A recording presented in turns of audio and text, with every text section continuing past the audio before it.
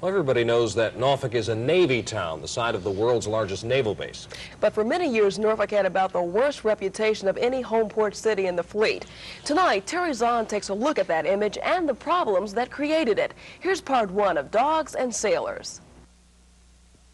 It was fall of last year when the carrier Coral Sea ended a long career on the West Coast and sailed into its new home port, Norfolk. Military reporter Kathy Midkiff was aboard to ask sailors what they had heard about their new home. Well, I heard a few rumors. Like what? I heard they didn't like sailors. 15 years ago this month, I was awaiting my first set of orders at Officers Candidate School. Bupers, bloopers, they called them. When the orders finally came, I got the condolences of everyone I knew. I was being sent to Norfolk, where they didn't like sailors.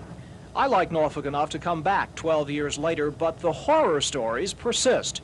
A month ago, aboard the carrier Saratoga. A dog-eat-dog world down there, and you couldn't hardly walk the streets. So how was it that a peaceful southern town earned the reputation of being a terrible place to serve? Old-timers will tell you the answer is World War II. War came suddenly to Norfolk, Virginia. 1940 population, 144,000. The Navy base, born in 1917 with 150 acres, grew to 1,400. The air station became a separate command in 1942 and zoomed from 150 acres to 1,800 acres.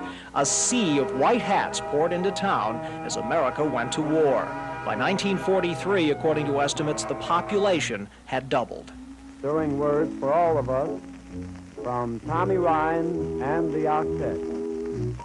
Let's bring you glory to old glory. As the sailors began to come in downtown Norfolk on their Liberty nights and so on, they virtually took over the downtown area. Copeland Ornoff ran movie theaters back then. He remembers the resentment directed at sailors and also some of the reasons why. Sailors would come to us and say, what are you doing in civilian clothes? And other words that I won't repeat. And finally, we were harassed so much that we decided not to go downtown anymore.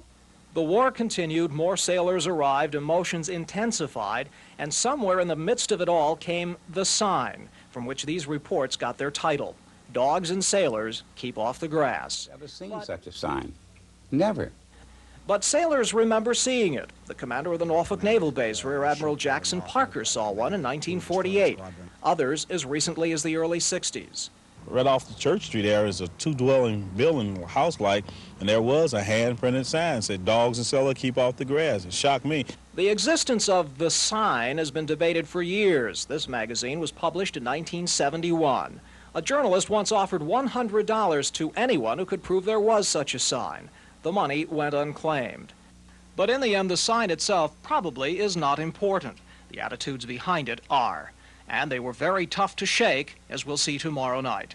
I'm Terry Zahn, The Daily News.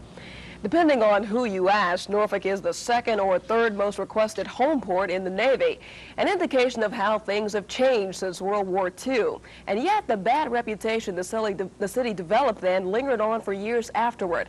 Tonight, in part two of Dogs and Sailors, Terry Zahn takes a look at how the reputation slowly began to change. The war ended and thousands of Norfolk sailors went home to farms and factories elsewhere. But the troubled marriage between the city and the service continued. Rear Admiral Jackson Parker returned to Norfolk in 1948 after the war, and he found the insensitivity of the area to the Navy. Norfolk acquired a nickname, which we can't say on the air, but which we will show you in print. The problems lingered into the 60s and the 70s. Well, my parents did not permit us to talk to sailors because... But Sylvia's sister eventually married a sailor. Sylvia married the son of a sailor. Perhaps the best example of just how radically things changed over the years. But now it's changed totally. The relationship between the city and the Navy has just improved on an order of magnitude. In my judgment, it is at its peak today. What happened? Well, the city itself changed. If you'd been here in the late 60s and then returned in the 80s, as I have, you probably wouldn't recognize much. There's a financial district where once stood a red light district. The The bars outside the gate are gone. And Granby Street, one of the biggest Navy hangouts, was cleaned up and turned into Granby Mall. But it took more than a facelift for the city to change the long prevailing relationship between the Navy and Norfolk. It took people who were really concerned about changing those attitudes. Copeland Ornoff still remembers the first of what would become a city tradition of greeting returning ships. He and his friends got TV's Ed Sullivan to welcome a carrier returning home in 1957. Also on the pier, 24 convertibles filled with young ladies in Civil War dresses. And on a word given by Johnny, the convertibles came down, and all the girls in their flowers and costumes and all waved to the sailors. Well, there was great excitement. The business community decided the greetings should continue and formed a committee including Ornoff and this man, who you may recognize as a somewhat younger Sid Oman, now mayor of Chesapeake. From that grew today's 75-member Armed Forces Task Force of the Chamber of Commerce. We represent the city of Norfolk as well as the business community through the Armed Forces Task Force, both in funding and in support. We, the citizens of Norfolk, want them here, appreciate them, and we want to show them a little bit of our gratitude.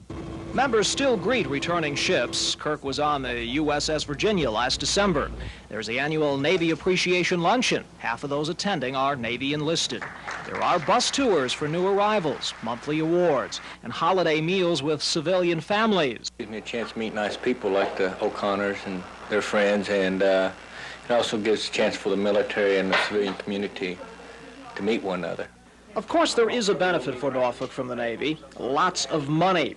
But the de facto mayor of Norfolk's military thinks it goes beyond economics. A desire, a personal desire, a human desire, if you will, to assimilate the Navy into the community. Tomorrow night, a look at how the everyday life of a sailor in Norfolk stacks up today. I'm Terry Zahn, the Daily News. This week we've been looking at Norfolk as a Navy town. It began with a bad reputation which over the years has gotten better. Tonight, in his final report, Terry Zahn looks at some of the things that touch a sailor directly, like things to do on liberty and relations with the authorities and business. Here's part 3 of Dogs and Sailors. You can still find the old Norfolk of the 40s if you try. Sailors can still shoot pool. Or get a tattoo. It costs more now, of course. But the dives that indelibly mark Norfolk as a Navy town are mostly gone, as is the small army of shore patrolmen to keep order.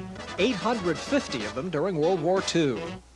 17 bays looked like military members struck the mailbox on the sidewalk.